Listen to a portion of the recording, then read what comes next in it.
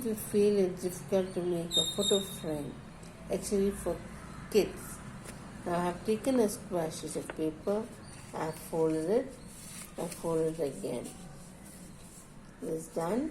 Open the sheet, take this, bring this to the center, like this. Do that on all four sides.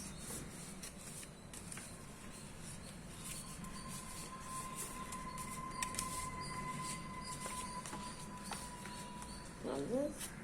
Now fold this backwards.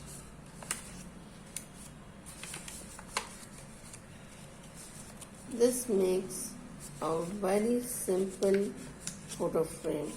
You can use it to show your drawings or paintings as kids, and you can also use it as in photo frames. And this is a family photo frame.